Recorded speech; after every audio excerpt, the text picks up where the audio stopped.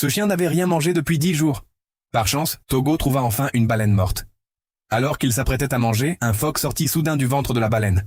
Considérant cet endroit comme son territoire, le phoque se mit à poursuivre Togo avec agressivité. Terrorisé, Togo faillit s'évanouir.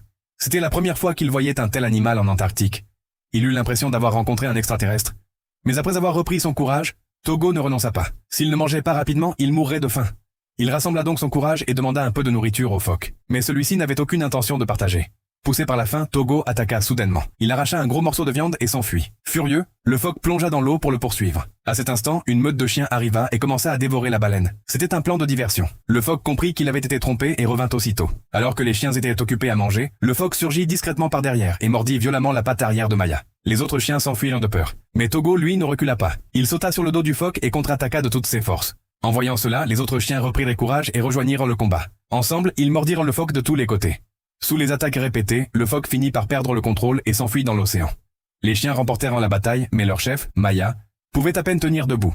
Sa patte arrière était gravement blessée. Pour ne pas inquiéter sa meute, Maya se releva malgré la douleur et boita jusqu'à la baleine. Les autres chiens s'approchèrent un à un et commencèrent enfin à manger. C'était leur plus grand repas depuis 6 mois. Au moment de repartir vers leur camp, Maya s'effondra sous l'effet de la douleur. Son compagnon resta à ses côtés et refusa de l'abandonner malgré la neige et la tempête. À partir de ce jour-là, Togo prit les responsabilités de chef. Mais chaque fois qu'il trouvait de la nourriture, il la déposait d'abord devant Maya. Lui-même restait en retrait et attendait qu'elle la partage. Pourtant, Maya repoussait toujours la nourriture. Son honneur de chef ne lui permettait pas de devenir un fardeau pour les autres. Elle voulait que la meute souffre le moins possible à cause d'elle. En voyant cela, les autres membres de la meute commencèrent eux aussi à agir comme Togo. Chaque fois qu'ils trouvèrent de la nourriture, ils la placèrent devant Maya. Tous avaient un seul souhait, qu'elle survive à leur côté. Et vous, si vous étiez à la place de Togo, donneriez-vous aussi votre nourriture à Maya en premier ?